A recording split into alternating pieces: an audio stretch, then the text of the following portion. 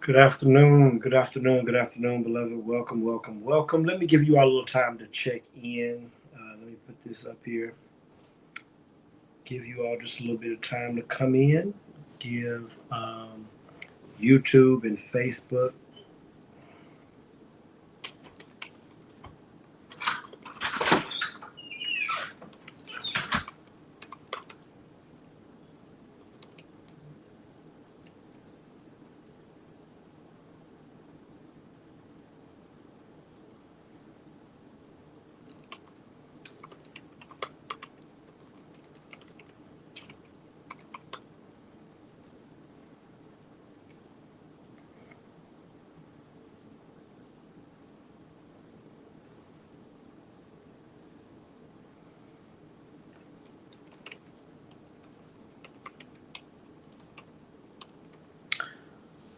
Come in, come in, come in. Again, waiting for just a little bit. What is.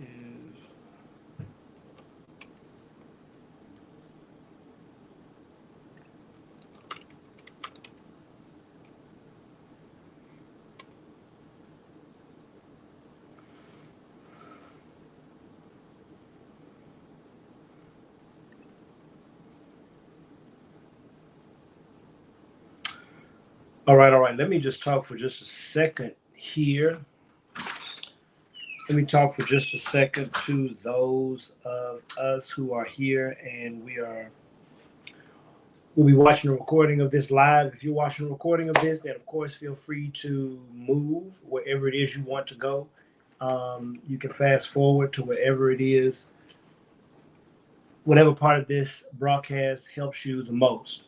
But for those of you who are live, you're stuck with me for hellos and greetings and prayer requests, and you are stuck with me for the question of the day, and then we'll do our word and our prayer. So, with that being said, let me say welcome to Community Checking In again. Uh, I'm going to do what I'm going to ask you to do, and that is as we're getting started, let's like and let's share our live.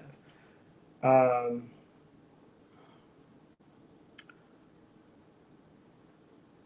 we've got to like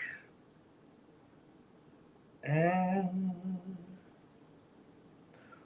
while I am, oh, come on, y'all.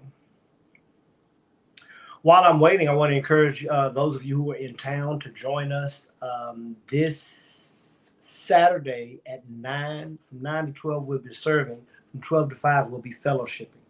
Love to see you at Fellowship of Love at 9 a.m. We're going to be unloading an 18 wheeler and giving it to different nonprofit programs all around the area so that we can be a blessing to them.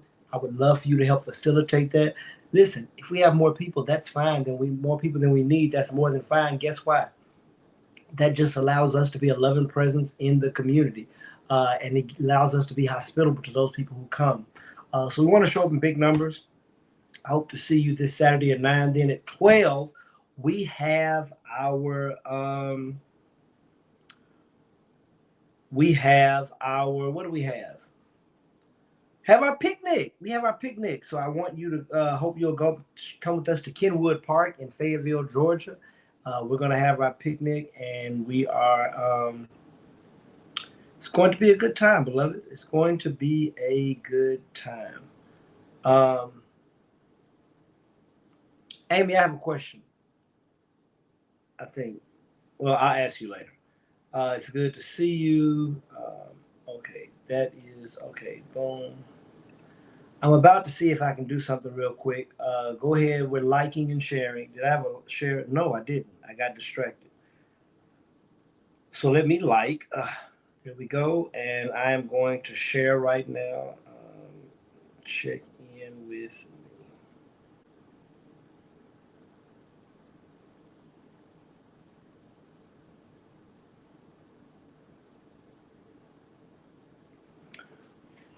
All right, all right, all right, beloved. Good to see you all. Good to see you. Good to see you.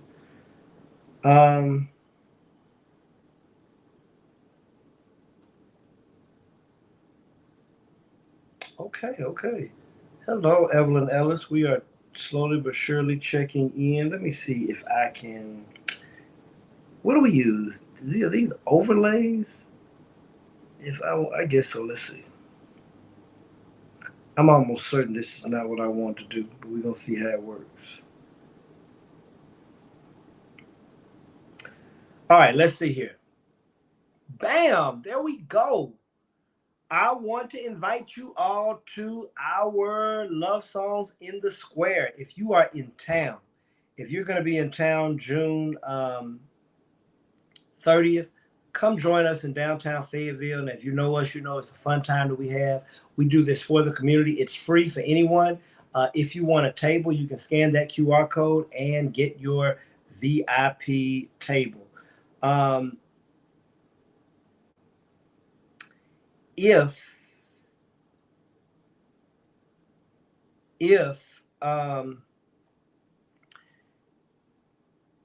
you can also, I'm going to get this wrong, but let me make a banner. If you want to,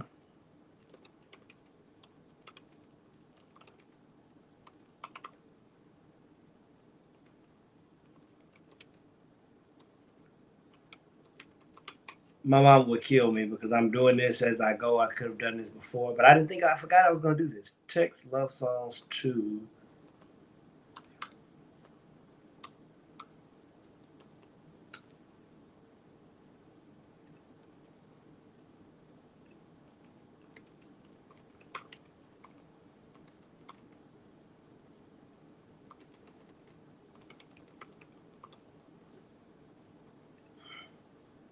Okay, so here's what I want to do. Watch this. Okay, there we go. And then if I go to the overlay, now we can have a conversation. If you want to go to Love Songs in the Square, you can do one of two things. You can either text Love Songs. It has to be one word to 770-758-3652. Click a link to order the table, or you can scan this QR code from our phone.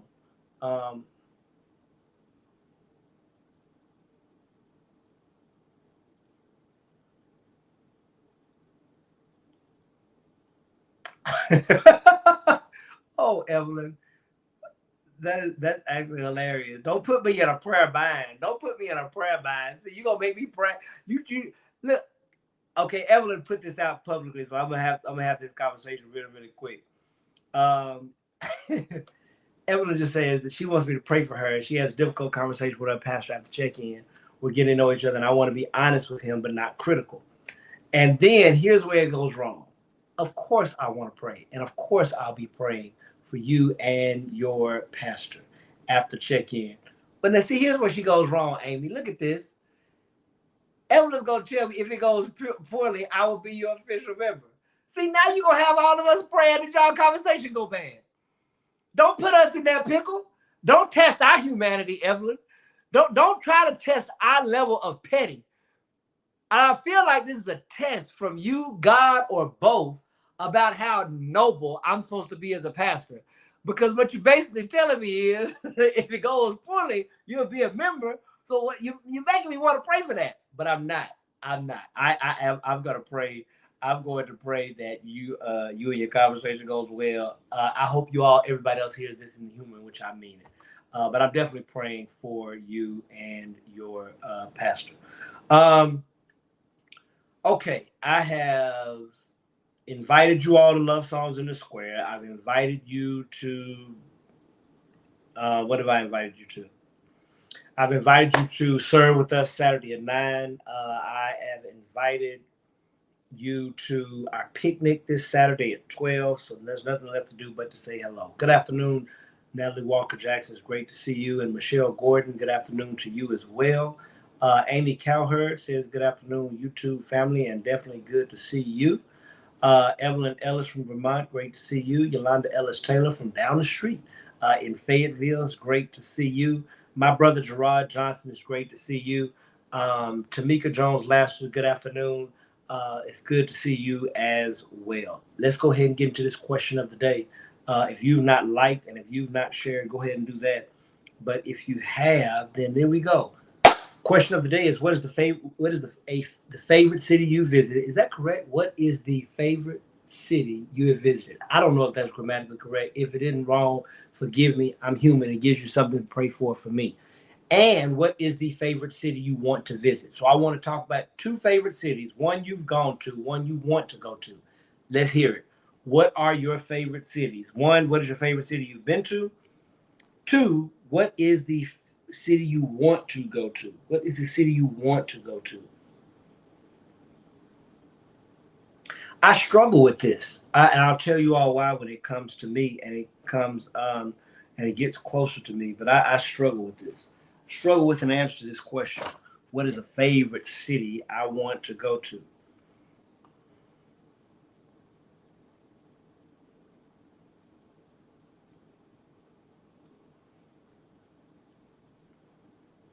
We're answering the question of the day. As you all are answering the question of the day, I am about to get these prayers together. I'm getting these prayers together.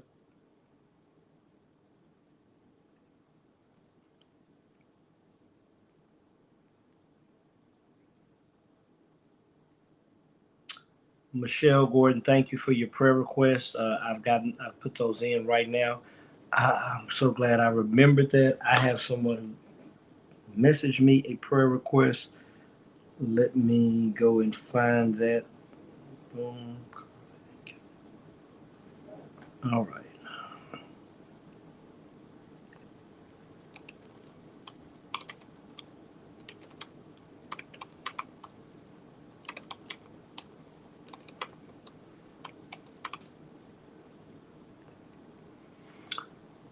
What's your favorite city? What's the favorite city you visited? What's the favorite city you want to visit? That's our question of the day. Amy, thank you so much. I'm getting your prayer request together right here and right now.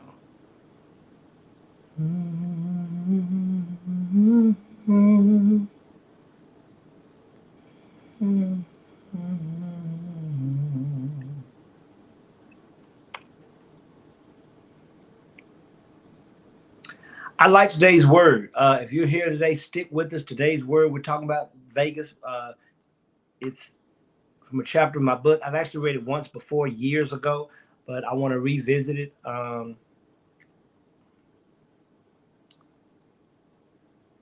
want to revisit it. And Amy, I am trying to get your prayer request.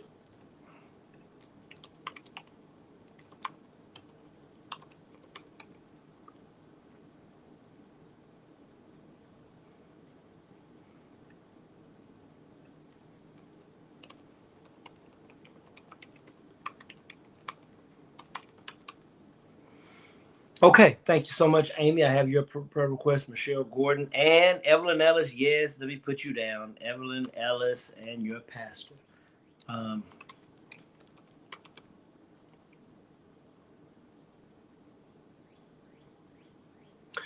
okay, we're talking about favorite cities. We're talking about favorite cities. I'm going to be the first to answer. I'll give you all time to come in and answer as well. What is my favorite city? Well, many of you know this. Many of you know my favorite city. My favorite city that I visited is Las Vegas. Las Vegas is my favorite city. I'll talk about that more in our word today. But it is my favorite city. Now, here's the interesting thing. I don't think, a city that I'm burning to visit. Um, yeah, I don't. I have places I want to go, but it's not city based. Um, for example, I want to go to France. So I guess if you want to put Paris in there, but the reason I want to go to France, I know this is, forgive me, y'all. I don't need y'all judgment. I want to go to France because I want to visit the Cognac region. I want to go to France. I want to visit the Cognac region. So that's why I want to go to France. So Paris is up there, though. I definitely, if and when I go to France, I want to go to Paris. But the reason I want to go, everywhere I want to go is not city based. I want to go to Montana because I want to go to a national park. I believe, and now, of course, it's losing. Um, Glacier, I think National Park. I want to go and hike there. Again, that's not a city. I want to go on an Alaskan cruise. I want to go to the Alaskan cruise because I want to see the whales. So that's not city based. So I don't know that I have a favorite city that I want to visit. But I want to hear from you. What's your favorite city you visited? Maybe what's the next city you want to visit? Oh, okay, there it is. I just found my city. The favorite city that I want to visit, San Diego. San Diego is on my bucket list and it's city based. I want to visit the city of San Diego. I've never visited San Diego. They have this beach where there's seals. I want to go see the seals. They're supposed to have really, really great restaurants. Although, my partner and girlfriend is not a big fan of this, but this is the second person I've dated that does not like zoos. I have generally wanted to go to the San Diego Zoo, but my sister is like this as well. They don't support animals in captivity. And they are starting to tug on my consciousness and make me feel worse and worse about going places where animals are in captivity. So that's that. That's that. Okay, my favorite city I visited is Vegas. My favorite city I want to visit is San Diego. I've given y'all time. Let's hear from you. Boston is my favorite city. Okay, Evelyn Ellis. If you have time, let me know the why. I'm just interested to know. Come in the comments. Let me know why Boston. Is the clam chowder? I think you've said this before. I think I know this about you. But tell me why Boston. The favorite place you want to go, Savannah. I like Savannah. I want to go to Savannah. It's interesting because my nephew, Lexington, was born on St. Patrick's Day, March 17th. One of the traditions that we're going to start making with our kids, my mom's generation of kids, is we're going to do a big city for their 21st birthday. We're going to do a big family trip for their 21st birthdays. Bryce's 21st birthday is already in there. Now, he's been to this city, but he hadn't been to the 21-year-old. Tamika, he hadn't been there as a 21-year-old Tamika. For Bryce's 21st birthday, we're going to Vegas. Bryce been knowing that for longest. And so we're going to Vegas. Amen. And if you are holy, you don't need to go to Vegas with us on Bryce's 21st birthday. We've also talked about, Dina, you'll love this. Because my nephew was born on St. Patrick's Day, we've talked about going to Savannah for his 21st birthday. But anyway, we're trying to make a big thing of kids, their 21st birthdays, and making big family trips around their 21st birthday where, hey, they can enjoy being 21. They can enjoy with family. We can enjoy with them. So we'll see. Here we go. For those who are not, our question of the day is this. Some of you all are coming in now. What is your favorite city you visited? What is the favorite city you want to visit? I'm interested to hear. I love to talk about your cities. Tamika Jones-Laster said, New York is my favorite. Carmel, California. I would love to visit Carmel, California. Okay, see, Tamika, y'all are touching my curiosity. Tell me about Carmel, California. I don't know if I've heard of that as a city. Why do you want to go to Carmel, California? That's the question of the day, you all. As you're coming in, come in here, say hello, and let me know this. What's the favorite city you visited? What is the favorite city that you want to visit? We've got another Boston, and these are sisters. Favorite city is Boston. And favorite city I want to visit again. No, ma'am. No, ma'am. No, ma'am. No, ma'am, Yolanda. I want to know a city you've never visited that you want to visit. But I'm going to put your answer back up here. I'm going to acknowledge and honor your answer. You want to visit Charleston again.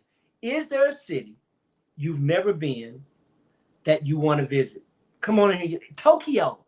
Maybe Cancun. I don't know. Well, give me some cities. Oh my goodness. Johannesburg, South Africa. I don't know. Talk to me. Okay. And Tamika, we're praying about your struggle with flights over 2 hours. Maybe what you can do is do a cross-country drive. Just visit different cities. Take 2 weeks and just take over the United States of America. And that way you don't have to worry about flying at all. Good afternoon, Dina. It's good to see you. Here's the why to Evelyn's Boston. It's a fun city with lots of gardens and buildings are not so tall I can't see out. One problem that cut into my love of New York City. Love it, but can't see out. Makes sense. This makes sense. And I did not know Boston had lots of gardens. Okay, thank you so much. Is that y'all? It's coming together for me, Evelyn. The original name of Boston's basketball place was the Garden. Y'all educate your pastor today. Educate your pastor. Dina says, my favorite so far that I visited is Jacksonville. I like Jacksonville, but I want to visit somewhere in Maine just because I haven't been there yet and it's popular. Okay. I see. I feel like you're bowling right down Evelyn Ellis's alley because I want to say Evelyn has told me something about her trips to Maine. Evelyn, am I right about that or am I remembering wrong? Talk to us about Maine and give Dina a city suggestion. Tamika, Evelyn says Carmel, which I've never heard of, is incredible. Okay, y'all. I need to know. Y'all gonna make me Google Carmel after this. What is your favorite city that you visited? What is the favorite city that you want to visit? Ebony Dixon Collins comes in here. I'm a St. Patty's baby too. Okay. I spent St. Patrick's in Savannah one year. It was great. They really put on a big celebration. I know they do, and I've not been, and I want to go really, really, really, really bad. So, but Ebony, you owe me an answer to this question. I thought you were answering the question. I need to know what's your favorite city you visited. I need to know what's the favorite city that you want to visit. Mocha Latte, Michelle Gordon says, another Jacksonville, Florida. I've always wanted to visit New Orleans. Oh, you have to visit New Orleans. Great food. For me, it's only good to visit, though. My sister will actually agree with this. It's only good to visit. Okay. Portland, Oregon. I actually more want to visit Oregon for the beach, for the hiking, and for the wine, but not Portland. But I'm with this. Amy says Helen, Georgia's her favorite city. That's a very interesting, but I understand it. I get it. I get it. And I want to visit Portland. Okay. This is good. This is good. Oh, are you saying you want to visit Portland, Maine? I'm just seeing, or Portland, Oregon. Dream trip, Jerusalem is a city. That's true. Egypt is a country. Would be to Egypt and or Jerusalem. Okay, here's some Maine suggestions. Somebody said they wanted to visit Maine. Portland, Maine. Booth Bay Harbor, Maine. This is why we're in community, you all. The mountains and waterfalls in Helen, Georgia are fascinating. They are fascinating. They are fascinating. Tamika says, I'd love to do a cross-country drive, but nobody I know is ever down with it. Tamika, you can't ask these people. I'm going to tell you what you do. Get with Justin and get with a couple of your family. Y'all map out where you're going to go and how often you're going to spend. In other words, like, hey, maybe I'll go to New Orleans first, and maybe y'all stop in Dallas, and then maybe you stop in, I don't know, Phoenix. I don't know. But map out your trip, map out the dates, and then tell anybody who wants to come, hey, let's join. We can caravan or what have you. That's what me and my family have learned. We have stopped asking people. We just get together as an immediate family, make our decision on vacation, then we pour it out to the extended family. Hey, y'all, we're going here. Anybody want to roll? That's what you do, Tamika. Make Justin go. You don't have to ask his permission. Bargain with Justin and make him go on a cross-country drive with you. Gerard Johnson's answering our question. For those who are coming in, our question is, what is your favorite city that you visited? What is the favorite city that you want to visit? Gerard says, Peachtree City, Georgia. Okay, right here in Fayette County. Because you get to ride golf carts around like cars. That's hilarious. I want to visit the city of Compton. Okay, I'm with this. I'm with this, Gerard, just because it's Compton. That's absolutely right. I actually think I've been in Compton before, but I don't remember it because I was younger. Good morning to you. And well, good afternoon to you. It's morning for you, Marvin. Good afternoon for us. But great to have you and great to see you. This is hilarious. Evelyn wants you to know that Peachtree City also has a great Yankee Candle story. It does. It does. Oh, I have a question for you all. Okay, this made me ask my question. Y'all are the people to ask, and then we'll move into our word. Maine has the best lobster. Publix has lobster on sale, little small lobster tails for $6.99 each. I bought 3. $6.99 for lobster tails. How do you cook lobster tails? I just bought them. I didn't even know how to cook them, y'all. I just bought them and just said I'm figuring out the rest later. Do I need to boil them? And do I need to get like the water like it's like a crab? I don't know what to do with this lobster, y'all. Y'all pray for me. So I need suggestions in the comments about how to make this lobster. It's previously frozen, but it's live lobster. I don't know, but I know it's $6.99, and I was like, okay, well, when the next time I can have, um, boil them, just boil them, then eat them with butter, lots of butter. Okay, and I like lemon butter, so I'm gonna take you up on that. Okay, um, here we go. Dina says Compton is actually beautiful. There's some rough areas, but there you go. Here we go, and I'm ready to go into this word. Favorite city?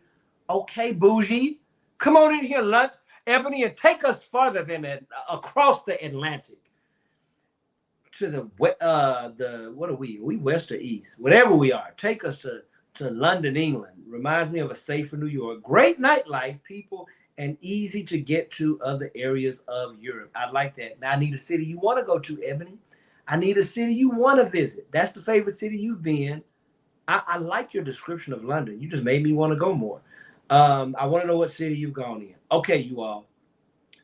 Good afternoon, Dee Dee Holmes Wigfall. I don't know if we have time, but Dee Dee, our question of the day. Let me put our question of the day. We're talking about cities we visited. What is the favorite city you visited? What is the favorite city you want to visit? And we're about to get into our word for the day.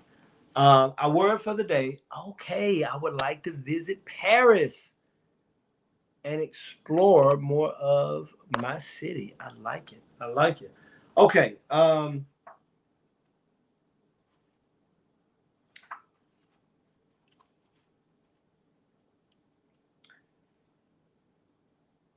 I want to talk about this because this past Sunday, we're in a new series on Sundays called Church Matters. We're in a new series on Sundays called Church Matters. But we are also in the month where we are writing down and we are submitting our dreams and our commitment to Fellowship of Love's dream. Thank you for those who've committed. Thank you for those who gave. I pray that you will continue to consider and to think about committing to the Dream of Fellowship of Love, to give a Fellowship of Love $100,000 for its birthday, and writing your dream. I wrote out a 4-point dream. Just like there's a 4-point plan for Fellowship of Love, I wrote out a 4-point dream. Classmate, this is my high school classmate, Antoinette LaShawn McShann. Good to see you today. Okay, Vegas and vision. I'm from chapter 6, beloved. If you can see, chapter 6 of my book, Live Greater, Think Deeper, and Love Better. Spiritual reflections for the heart, mind, and soul. I love Vegas. That's how it starts. I love Las Vegas. The first time I ever visited, I immediately learned what I liked about it the most. It was not the delectable food, although the food is great in Vegas. It was not the plush hotels, although the hotels are great in Vegas. It was not the monstrous buildings, the resorts, although the resorts are great, or the overwhelmingly lavish hotels and casinos. It was not even the opportunity to indulge in any conceivable mischief 1,000 miles away from home and people and away from people who knew me. Amen. Y'all know I like to get a little mischief every now and then, but not around y'all. But that's not why. That's not why I love Vegas so much. The single thing that blew me away more than anything was the vision of Las Vegas itself. If you've ever been to Vegas, you know this. Vegas sits in the middle of nowhere. I mean, it literally is in the middle of nowhere, perched in the midst of a valley. One of the beautiful things about Las Vegas is it's surrounded by mountains. And so if you step outside of Vegas, you cannot help but see the mountainous terrain. One of my favorite hikes I've ever done. Amy, if you ever go to Vegas, do the Frenchman, I think it's called the Frenchman mountain hike. Torturous hike. All mountain. It's 2 mountains. You go up one, you go slightly down, then you go back up another, and that's where you stop. Then you go back down, you go back up, and you go all the way down. Long, hard, I think it's only 4 miles, but torturous hike, but great and fulfilling hike. It's in a valley. It's in a valley. Vegas sits in the midst of nowhere, perched in the midst of a valley. The land around Vegas is dry. It's in desert land. The land was dry. It was flat and empty decades ago. That's what amazes me about Vegas. At some point, it was only desert. Stay with me, if you will. Few people thought much about it, and even fewer people decided to live there. Yet years ago, there was a vision to transform Evelyn Ellis, a mundane and inconspicuous little town, into a booming resort and vacation spot. Stay with me. There was nothing there before. It was desert. It was dry. But some person looked and saw the limitless potential of what it could be. Do you know how many people must have thought that person was crazy? Do you know how many people must have thought people who wanted to envision Las Vegas at first was crazy? Why would anybody want to come to the middle of a desert? That's probably what they asked. Let me go on. Now, what was once a bump on the map is now one of the most famous vacation and convention centers in the entire world. Y'all, that's vision. Whatever you may think about Las Vegas, you must admit that it is the embodiment and result of vision at its best. Someone just had the vision to make this place in the middle of a desert a hot destination to travel to. Vision, beloved, looks into the future and sees a reality that does not exist in the present. Vision. Tamika Jones, Laster, imagines that something can be where nothing exists right now. Ebony Dixon Collins' vision imagines Vegas is a vision that began in the middle of nowhere. There was nothing. There wasn't an island. There wasn't a beach. It was strictly desert land. Gerard Johnson, but I love it. And in some ways, vision is a paradox because it is always seeing something that you cannot see. Vegas, beloved, can teach us so much about having and living with vision. So many of us, I believe, shy away from the vision we have for our lives or of our future because it seems to exist in the middle of nowhere. The gap between where we are in the present and what we see in the future is so distant that it scares us away from taking our own vision seriously. Let me say that again in case I said it too fast. So often it is the case that the gap between where we are in the present, some of us feel dry, some of us feel arid, some of us feel like desert land, some of us feel like a destination no one wants to come to, a person no one wants to be with. But listen to this. The gap between where we are in the present and what we can imagine, what we can see in the future is so distant that some of us get afraid and scared away from taking our own vision seriously. Can I pause parenthetically? Because I promise you, when someone was envisioning Vegas, someone says, why don't you just make a good casino and hotel in Los Angeles? People already go there. Somebody said, why don't you just go to Phoenix? People already go there. Somebody probably said, why don't you go to Dallas, Texas? It's already beginning to boom. People already know about it. People already live there. But that's not what Vegas is, beloved. Vegas is an example of seeing something out of nothing, seeing what others can't see, dreaming what others can't dream. That's one of my reasons. It's my favorite place to go. Las Vegas is synonymous to me with vision. The current inaccessibility and the present invisibility of what we believe the future can be sometimes saps our strength and drains away our devotion to our vision. But every now and then, beloved, someone decides to live in vision. Every now and then, people decide to see the unseen. Every now and then, somebody wakes up and decides to work for the imagined, but that doesn't exist right now. Every now and then, some child of God gets up and commits to making something out of nothing, no matter how ridiculous it may seem. And I'm trying to help somebody today because somebody has been afraid that their vision doesn't make sense. Their vision is so far from the reality of what is right now. But that's the beautiful thing about vision. And that's the great reminder of Las Vegas.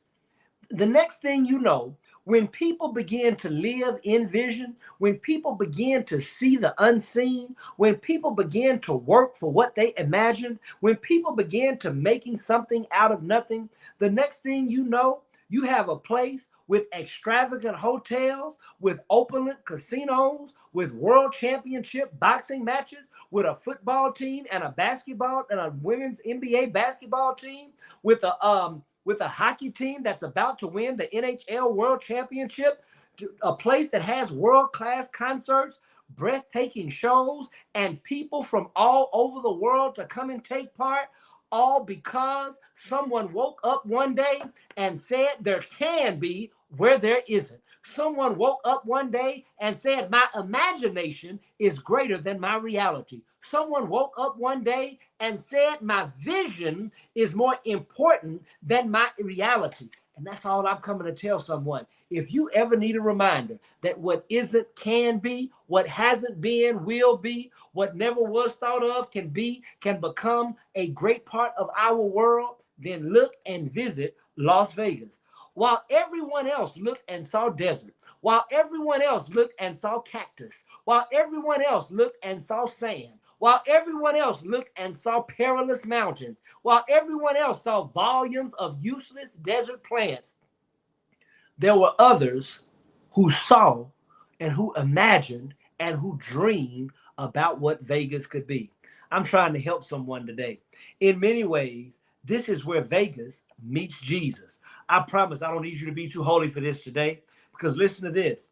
In the midst of the desert of legalism, in the midst of the desert of Jewish traditionalism, in the midst of the rocks of rigid religious regulations, sands of separatism and exclusivity, Jesus had a vision that had never been before. Jesus saw something that was not. Jesus had a vision of spirituality that was governed by love and not law, that pointed toward inclusivity and not exclusivity. That's the beauty about Jesus. Jesus grew up in a place where there was religion was nothing but rigorous laws, but he imagined a place of love. Jesus grew up in a religion that stuck to the book, but Jesus imagined a religion that asked what the needs and hurts of the people are and let that determine his action. Jesus grew up in a religion that was hierarchical, but he imagined a religion that was egalitarian. Jesus grew up in a religion that was stratified, but he imagined a religion that was inclusive. Jesus grew up in a religion that was closed-minded, but he imagined a religion that was open-minded. I'm trying to help somebody today. Now, just like Vegas, millions of people, billions of people tour the Las Vegas strips, and billions of people explore their way through life and the teachings of Jesus, trying to find meaning and make sense of life. Just like people flock in from all over the globe to live in Vegas, people get baptized all over the globe to become Christian, all because someone believed there could be when there wasn't.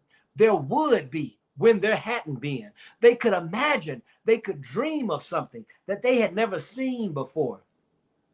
Yet both Jesus and Vegas begin with the vision of wanting something more, the vision of having something more, the vision of believing something more, the vision of seeing something more. I want to encourage someone to start taking vision seriously. I want to encourage someone. Good afternoon, Jane Powell. I want to encourage someone to start believing in their imagination. I want, when you pray today, when you pray tonight and you get on your knees, ask God, God, touch my spiritual imagination. Let me see things that are not there. Let me believe things that have not been. Refuse to let the current rocks, refuse to let the present sand, refuse to let the existing desert be a barrier to your imagination. I'm trying to help somebody today. Where you want to go and who you want to be may be in the middle of nowhere. But when you live in vision, you can make nowhere become somewhere and nothing become something. And so I want to close this by just saying, Viva Las Vegas. Long live Las Vegas. We need to go. We need to take a church trip. No, we don't. To Las Vegas. But I'm trying to help somebody today. What is beautiful about Vegas is how it is an embodiment of vision. Every head bowed, every eye closed, every heart praying. God, we love you today. We honor you and we bless you. And we thank you, God, for these miracles of life that we pass by and that we see every day. God, I thank you, God, that there's something profound, God, if we would just stop and notice. God, some of us may have visited Las Vegas before. Some of us may have been in a hotel and a casino. Some of us may have been in a slot machine or a great restaurant. Some of us may have gone to a great show. And somehow, God, we missed the profound lesson that Vegas teaches us. This lesson about vision. And I'm praying for someone right now who has become prisoner of reality. I'm praying for someone right now who is living in some form of a desert in some area or arena of their life. All they see is sand. All they see is mountain. All they see is inhabitable terrain. All they see is no one being there. Today, God, I am praying that you would touch our imagination. God, help us dream dreams we've never dreamed before. Help us see things we've never seen before. Help us believe in things we've never believed before. God, I'm praying for every man and woman and myself right now, God. Help us believe that the impossible is possible. Help us, God, to have an imagination that runs wild, God. And then help us run to catch our dreams. Help us to chase our dreams. Help us to run after our dreams. God, I am praying right now as we are in this season of dreaming again at our church. I'm praying for the dream engines of every person who's on this line today, God. For every person who will see this, for a person who will be tagged, for a person who will just jump on to share. I'm praying, God, that you would help us to see beyond what we see, God. Give us sight beyond sight, God. Give us vision where we have no vision, God. Give us belief where we have no belief. Give us hope where there's only been despair. Give us light at the end of the tunnel. God, I'm asking you to bless someone. Someone needs a vision for their finances. Someone needs a vision for their career. Someone needs a vision for their relationships. Someone needs a vision for their health. Someone needs a vision for their social life. Someone needs a vision for their spirituality. God, I'm asking that you would impart vision on us, in us, with us, and through us right now, God. Help us to see, God. Help us to believe, God, and help us to live. God, we're not just praying for ourselves today, but we also want to come in and pray for those who we have called by name today, God. I'm praying, God, that Evelyn Ellis and her pastor have a fruitful, clear, and concise conversation. I pray that even they might come to some agreement that they never imagined. I pray over their spirit and their heart.